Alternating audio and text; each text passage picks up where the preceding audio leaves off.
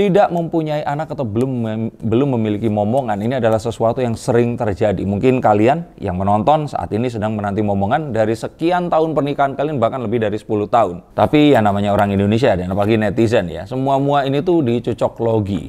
Apalagi mengingat bahwa orang-orang yang bereaksi terhadap berita tentang kehamilan dan ketidakhamilan Syahrini ini tadi, ini adalah ibu-ibu.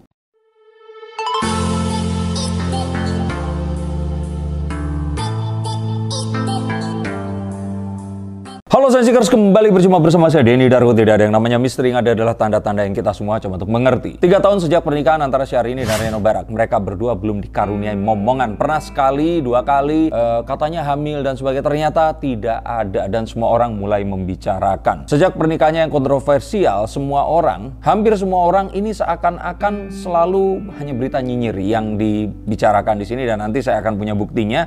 Nah, tapi kira-kira kenapa sampai 3 tahun pernikahan mereka belum dikaruniai anak? Ada yang menanyakan jangan-jangan ini adalah sebuah kutukan. Dan jangan-jangan inilah yang akan menyebabkan perceraian yang digadang-gadang oleh banyak orang, diharapkan sepertinya akan terjadi. Nah, apakah betul perkiraan mereka? Kita akan melihat menggunakan kartu saya. Dan gak usah terlalu lama, kita akan mulai dari kartu yang pertama. Tidak mempunyai anak atau belum memiliki momongan, ini adalah sesuatu yang sering terjadi. Mungkin kalian yang menonton saat ini sedang menanti momongan dari sekian tahun pernikahan kalian, bahkan lebih dari 10 tahun. Kita akan lihat adakah sesuatu yang menghalangi di sini dan membuat mereka ini akhirnya harus menanti sekian lama. Ada kartu The Queen of Swords yang mengatakan bahwa ini adalah satu hal yang wajar. Namanya seseorang memiliki anak, itu ada yang cepat, ada yang lambat, ada yang lama, bahkan lama sekali. Dan ini disebabkan oleh banyak hal. Ada yang ditunda, ada yang memang belum dikasih, ada yang sudah berusaha tapi ya usahanya memang belum membuahkan hasil.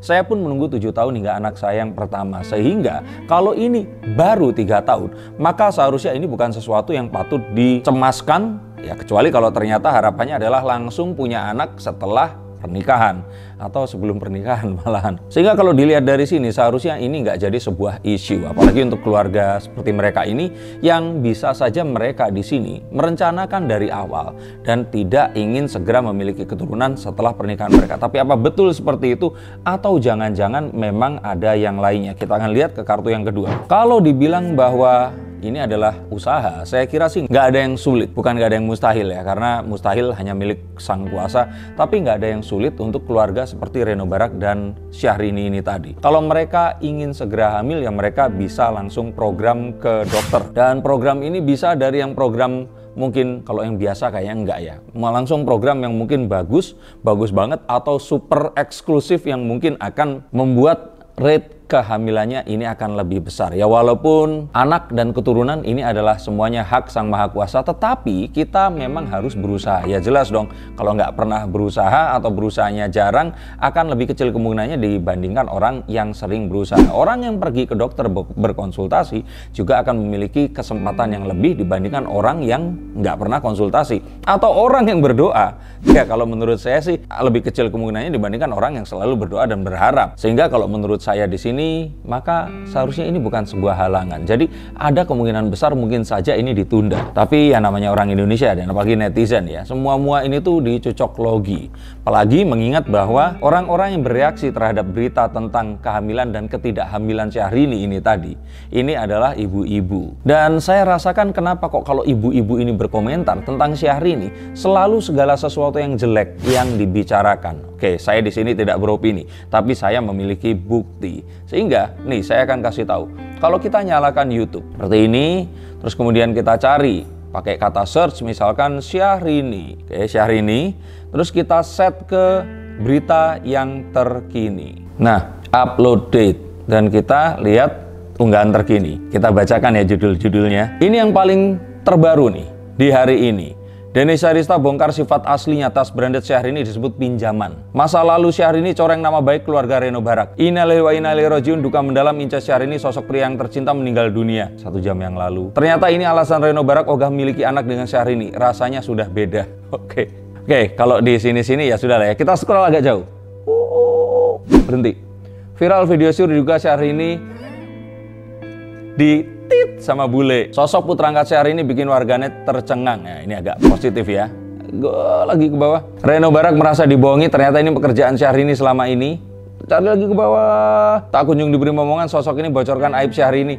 Kenapa selalu seperti ini? Kita nggak pernah, ya kalau saya kira, apakah kita tahu ya? Apakah apa yang terjadi dengan Luna Maya kemarin ini belum dimaafkan gitu loh. Dianggap merebut, padahal belum menikah loh, ini masih pacaran. Dan terus kemudian menikah dengan wanita yang ya berbeda seperti itu. Apakah ini juga sebuah kejahatan sehingga dia tak termaafkan sampai detik ini? Kalau saya pikir ini sudah jahat sekali ya. Luna Maya mungkin juga sudah nggak pernah mikirin ini, tapi netizen ini sepertinya selalu dan selalu kalau beritanya tentang Syahrini kayaknya ditungguin banget kepleset dan juga berita buruknya. Walaupun tidak dipungkiri pendukung dari Princess Cetar Membahana Jambul Katulistiwa ini rasanya kok selalu seperti itu gitu. Jadi kalau menurut saya sih, apa betul ini karena Luna Maya dulu? Coba tulis komentar di bawah sini, masa kalian belum memaafkan sehingga doanya seperti itu? Atau jangan-jangan Syahrini ini belum hamil karena sama netizen didoain yang enggak? Mungkin nggak sih seperti itu?